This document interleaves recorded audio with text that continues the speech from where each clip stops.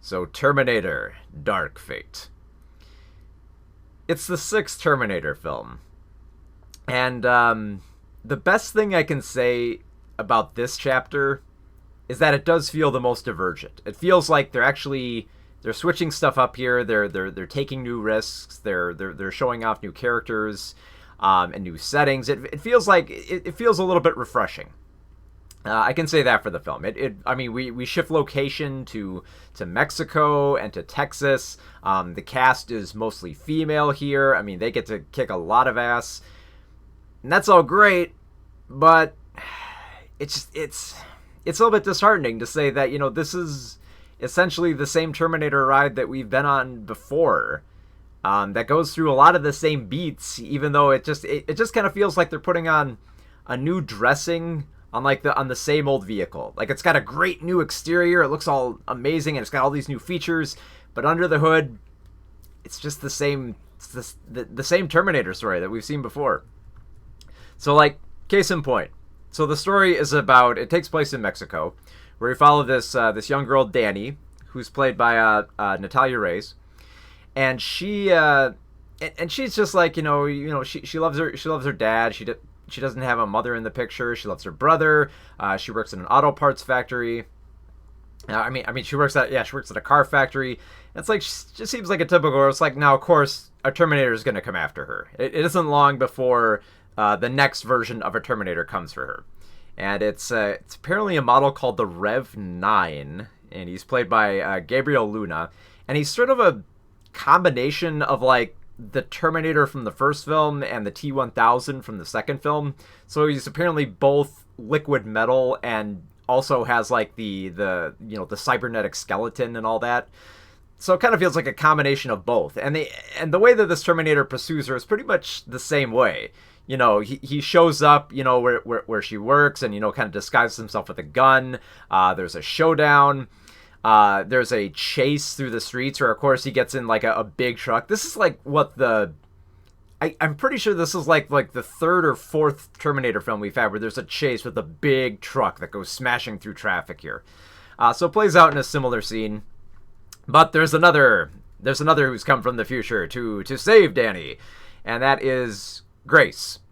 And it's interesting because you think, okay, it's just going to be another Terminator that they send back, right? Or it's going to be another human soldier. But it's interesting because Grace is actually an augmented human, so she's got like cyborg parts, and she's essentially, the way they've designed her, it's essentially like she's a diabetic cyborg, which is kind of interesting, I guess. Grace is played by Mackenzie Davis, and she gets to show up to save the day. So come with me if you want to live. Yeah, we gotta say that line, obviously. She does kick some pretty good ass, though. It is fun watching her. She's a tall woman, and she looks like she can hold her own pretty damn well against Gabriel Luna.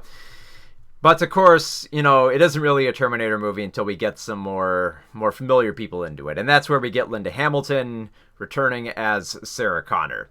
Now it's interesting. Like, here's the thing: if you're going to this Terminator film, you've got to set lore aside here, because it's similar to how we did Halloween last year, where those other sequels, they don't count. This is kind of a similar sequel. Like in this version, it kind of takes place right after Terminator 2, where Skynet was defeated, so Skynet's out of the picture. And now, of course, there's a new organization that has come into the picture, and I believe it's called Legion. Yeah, it's not worth knowing the name. They only say it like maybe once or twice. All you gotta know is there's another corporation that's made more Terminators. So like the future that Sarah Connor imagined didn't happen, and now a new future has happened where new Terminators have come about, and they have more advanced technology, and so she's basically she's a seasoned Terminator hunter, Sarah Connor, and I love how they establish her that way. Like when she shows up on the scene, she's ready. She's got the big guns. She's got the grenades. She's so casual about killing Terminators, and it has like this like grim aspect to her. Like she's gone through a little bit of pathos to get to this point, and she's kind of hardened enough where she's a very badass action star. Like, it's cool to see her in this type of role. And then, of course, because it's a Terminator film and we can never get away with one without having him in it, we've got Arnold Schwarzenegger as the T-800 once more. But this one is actually, I kind of like this version a little bit more because we don't really see the T-800 until far, far, far into the picture. And then it's kind of charming because we know we're not going to spend the entire film with relying on Arnold to carry the film. You know, it's like, if any, like I kind of said that Genesis was like a little bit of like a soft reboot, the last Terminator film. This kind of feels even more like a soft reboot because like most of like the aged cast has returned here and they're kind of fulfilling the same roles and kind of passing it on to the next generation. Like, I mean, pretty much like Danny is pretty much the new Sarah Connor, which is a great aspect, except, and this is probably my biggest problem with the film, is that everything has to be spelled out like to the letter. Like it's pretty obvious that Danny is the new Sarah Connor, but we literally have a moment where Sarah has to let us know that, like, oh, Danny is the new Sarah Connor. It's like, yeah, I get it. She even points out the more obvious symbolisms, like the Terminators are essentially after your womb because they view your womb for representing the future and creating life as dangerous. It's like, yeah, I've gotten that from the other Terminator films. I don't know why we have to spell it out here again. And like a big problem with this, it's like it spells out all these themes, but then there are so many other themes to this film that they could explore, but they don't really touch on that much. Like, for example, when we go to like the car factory, we learn that Danny and her brother, their jobs are being replaced by machines for automation. It's like, oh well, this seems like it might tie into the story in an interesting way. No, it's background dressing. There's another sequence where they're taken in by Border Patrol, and you think, oh, okay, well there might be an interesting parallel here. Not much of one. Like I said, again, it just uses it as set dressing here, which is kind of sad. But of course, everyone is going to be coming to this film for the action, and I can say that the action it's not bad. I mean, they rely quite a bit on CGI for a few parts here. I mean, you're going to have to because you're supposed to make Grace out to be this sort of like super speedy cyborg, so obviously we're going to have some CGI there. You're supposed to, you're going to have like the T-800 obviously getting into more battles where his skin rips off and we see that robotic endoskeleton, so more CGI there. But there are a few practical effects here that are neat. There's a lot of great explosions. There's car chases. There's a great scene where a cargo plane is going down and they're having a battle, while they're tumbling and just flying through the air.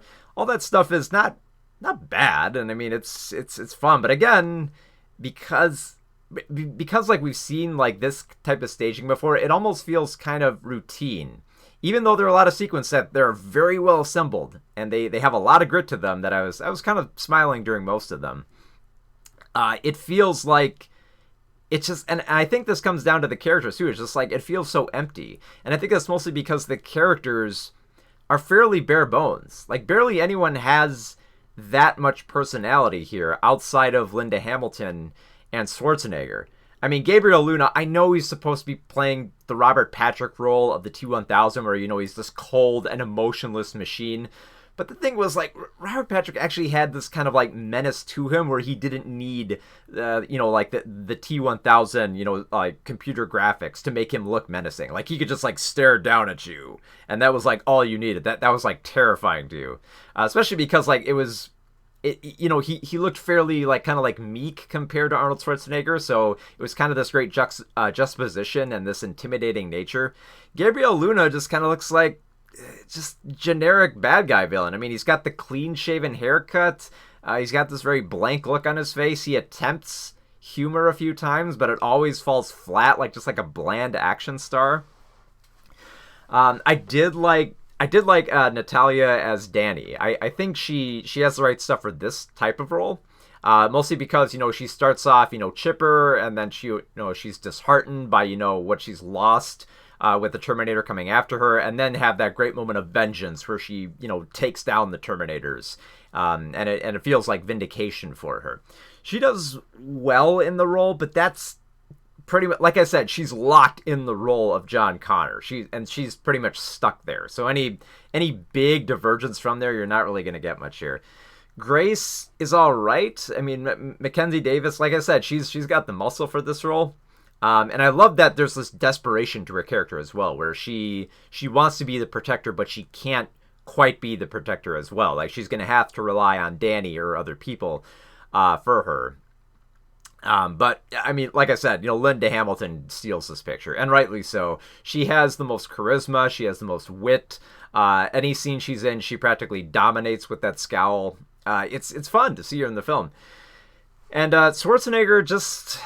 He's Schwarzenegger. He pretty much does what you expect. He shows up as the Terminator. He does like some deadpan antics. There's kind of an interesting angle with them settling down and forming a family, which sounds odd, but it kind of works for his character, especially the line of work that he's chosen since he's dropped being a Terminator is kind of funny.